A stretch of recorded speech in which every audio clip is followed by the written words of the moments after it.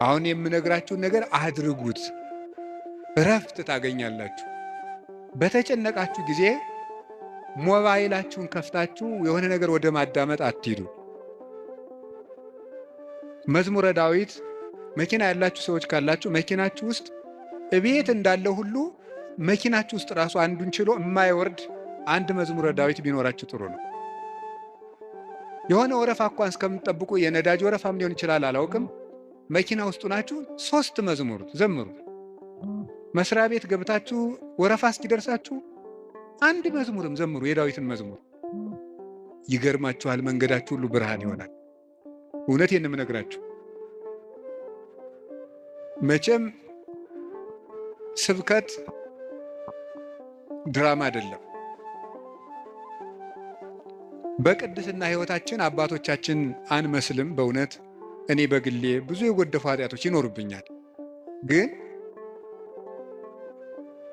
በጸሎት በኩል ያልሞከርኩትን አልሰብክም።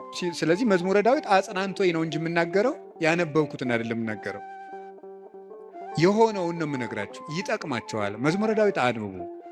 ሰው ላይ አትጠጉ፣ በሰውም አትሸበሩ። እግዚአብሔር ክንድ ላይ እረፉ። ያንን ደግሞ የሚሆነው መዝሙረ ዳዊት ስታነቡ ነው።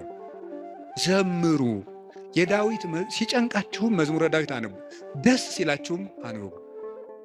እግዚአብሔር ደስ ሲለን እሱን ማስታወሳችንን ይፈትነናል። ሲከፋን አኩርፈን አለመውጣታችንን ይፈትነናል። ስለዚህ ሲከፋን የምንዘምር እሱ እግር እንገኝ። ምንድነው? ሴት በሚያስጨንቅ ስቃይ ተወልዳለች። ወልዳ ስትጨርስ ከባሏ እግር ትገኛለች ይላል። ኦሪት ዘፍጥረት ያለው አይደለም? በምጥ ወልደሽ በስቃይ ወልደሽ ፈቃድሽ ወደ ባልሽ ይሁን ያለ። በስቃይ ትወልዳለች። ወልዳ ስትጨርቅ ከባሏ ጋር ትውላለች። ይሄ ማለት አንዲት ነፍስ በመከራ ተጨንቃም ከሙሽራዋ ክርስቶስ እግር ነው መገኘት ያለባት። ትርጉሙ ይሄ ነው። እኔ አሁን ስለ መዝሙረ ዳዊት ሰሞኑን የተወሰኑ ማገኛቸው መረጃዎች ለሰዎች አካፍላለሁኝና ለምሳሌ አንድ የመዝሙር ክፍልን ጸልየህ የአይን ህመምን ማጥፋት ትችላለህ። ሂፕኖቴራፒ አሁን እና ሂፕኖቴራፒ እና ኳንተም ጃምፒንግ የሚባሉ ህክምናዎች አሉ አይደል? ምዕራብ ዓለም ላይ እነሱ ፕራክቲሶች በመዝሙረ ዳዊት አባቶች የሚያደርጉት ፕራክቲስ ነው። ሂፕኖቴራፒ፣ ኳንተም ጃምፒንግም ልክ እንደዛው። በቃ እዚህ ጋር አልችልም ካልክ እችላለሁ ወደሚል ሜንታል የአይምሮ ክፍል መምጣት ትችላለህ። ተረዳይም ለራስን አክመ ሰልፍ ሂፕኖሲስ ማለት ነው። ሰልፍ ሂፕኖሲስ ነው መዝሙረ ዳዊት። ስለዚህ በአንድ የመዝሙር ክፍል ካንሰርን ማከም፣ በአንድ የመዝሙር ክፍል ከሱስ መውጣት፣ በአንድ የመዝሙር ክፍል ህይወትን ማስተካከል፣ ሂል ማድረግ። ታችን ውስጥ አንዳንዴ እንትን ገጥሞ ያጋል ሰው ዝም ብሎ የሚጠላ ሰው እሱ ራሱ አይገባውም እኮ ለምን እንደጠላ እሱም አይገባውም። ዝም ብሎ በቃ ይሄ ሰው እየሸከከኛል ምናምን አይነት ነገር ወይ ስራ ቦታ ላይ ምናምን በቃ ዝም ብለህ ይተናክሉሃል፣ ወይ ዝም ብሎ አንተ አሉታዊ ነገር ነው የሚያወሩት፣ ይሸክከናል ይሉሃል፣ ቦታ አይሰጡህም፣ ስፔስ አይሰጡህም። አንተ እኮ መልካም ነገር ነው። እኔ እኮ ምን አድርጌያቸው ነው ጭንቅ የሚል ቤተሰብ ውስጥ ሜቢ እህቶችህ ምናምን ወንድሞችህ ምናምን ያን ቦታ ልጆች ሰው ሊያስጨንቅ ይችላል። ለምንድነው? ሌላ ጊዜ ልናወራበት እንችላለን።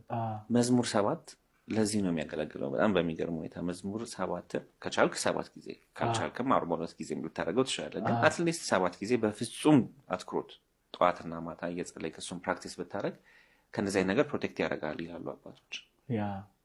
የገንዘብ መትረፍረፍ ብፈልግስ የማነበው መዝሙር ክፍል አለ ወይ? ለየትኛውም አይነት ነገር አለው ክፍል። የገንዘቡንም አልመለሰልህ። ለምንድን ነው መሰለህ? ገንዘብህ እንዲዝረከረክ የሚያደርገውን ኢነርጂ ሌላ ቁጭ ብለህ ማውራት ስላለብን። ምክንያቱም ሰዎች አሁን ለምሳሌ እኔ ይሄን ነገር ያውቃል ብለው ስለሚያስቡ መጀመሪያ መጥተው የሚጠይቁ ነገር እኔ የምልህ ለወሲብ የሚሆን ነገር ምናምን የሚል ሰው አለ። ማለት የፍቅር ግንኙነትን የተሻለ ለማድረግ አሁን ሰው መስተፋቀር ምናምን ሲባል ሌላ ነገር ይሰጠዋል። መስተፋቀር ጥሩ ነው እያልኩኝ አይደለም። ግን ከፍቅረኛ ጋር ከትዳር አጋር ጋር መልካም የሆነ የፍቅር ግንኙነት እንዲኖርህ የፍቅር አምላክ ካለ እሱ ፍቅር ከሰጠከው ጤናማ ነው። በቃ ሲጀምር ክርስቶስ ካለ ፍቅር አለ፣ ፍቅር ካለ ሰላም አለ፣ ሰላም ካለ ለምን ትፋታለህ? ለዚህ የሚረዱ የመዝሙር ክፍሎች አሉ። ሌላ ተአምር የለውም። ጭንቅ በመጣባችሁ ጊዜ ፊት ለፊታችሁ እንኳን ክፉ ነገር ብትመለከቱ እነዚህን መዝሙር አውጥታችሁ በቃላችሁ ተዘምሩታላችሁ።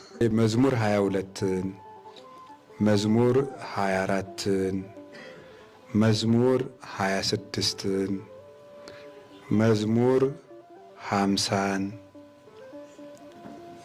መዝሙር 69። ስለዚህ እነዚህን መዝሙራት በቃላችሁ አጥንታችሁ ሲቸግራችሁ ትጸልዩዋቸዋላችሁ።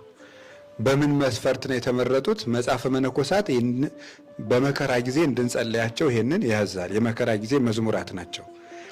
ብዙ አባቶቻችንም በመከራ በደረሰባቸው ጊዜ እነዚህን ይዘምሯቸው እንደሆነ በቃላቸው ችግር ሲገጥማቸው ይህን አውጥተው ይዘምሩ እንደነበር በመጽሐፍ በየገድሎቻቸው ተጽፏል። እነ ቅዱስ እንጦንስን የመሰሉ ሌሎችም እንዲያ ብለን የዳዊት ልጅ ሆይ ማረኝ፣ አምላከ ዳዊት እርዳኝ ብንለው ኢየሱስ ክርስቶስ ፈጥኖ ካለንበት ችግር እኛ በማናውቀው መንገድ ሊያወጣን ይችላል።